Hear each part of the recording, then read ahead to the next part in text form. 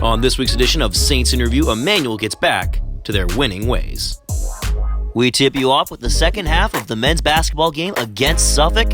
Early on, Blake Hardy, tough shot, and he gets it to fall. Watch this again. The adjustment in midair and the finish. Now later on, Dan Flaherty, another player coming off the bench and making huge plays, the big three. Now Emmett Riddick, he says it's time to put the finishing touches on this one. Gets right to the basket, and another tough finish for the Saints. Emmanuel beats the Suffolk Rams 82-72, 29 points coming from the bench. Emmett Riddick 23 points as well, and the Saints move to 18-3. As part of Thursday's doubleheader, the women's basketball team played against Middlebury just after the men's game finished. Kayla Weaver, the jumper, third quarter. Yaleska in transition, finishes there. And the Saints pulling away late in the third. And now early in the fourth, Yaleska misses the layup, but who's there to clean it up? Jamad Finn. And then Kayla Weaver, the clutch free throw to put this game away. Women's basketball now 15-7 on the season.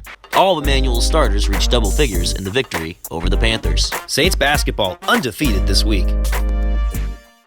This week on Saints on the Road, the men's volleyball team traveled to MIT and then Dean.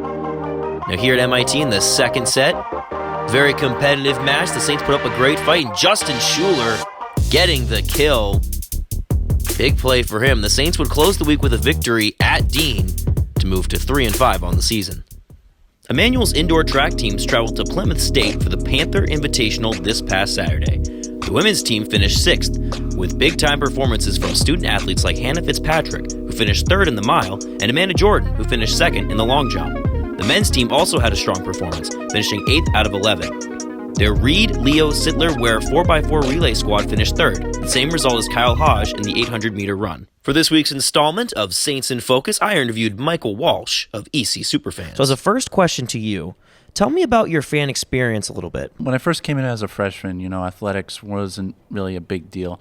We would get crowds at games, but there really no atmosphere there. So as a sophomore, when Superfans launched, I jumped at the bit just because it was such an amazing thing. So slowly but surely throughout my years here, it's gotten better. What we try to do is we try to get as many people to athletic events as we can. What we've done in the past is done giveaways. We've done T-shirts. I know I've seen you wear a couple during the videos. And so we've done stuff like that. We've done raffles with gift cards. We've done halftime shows. So men's and women's basketball playoffs are coming up.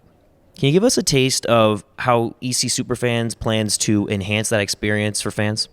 Yeah, we've got a few ideas lined up. We got some T-shirts that we've been working on for months. I got to give a shout out to Jake Pruitt, member of our e-board.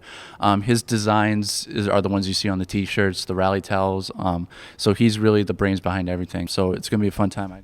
Some great sporting events coming up this week. Men's volleyball makes their return to Andy Osinoff Court at 7 p.m. on February 13th against Riviere. Then on Saturday, men's basketball as part of the doubleheader plays St. Joseph of Connecticut at 1 p.m. And then women's basketball in a GNAC Championship rematch plays St. Joseph's Maine at 3 p.m. That'll be senior night for the women's basketball team. For more information, go to goecsaints.com.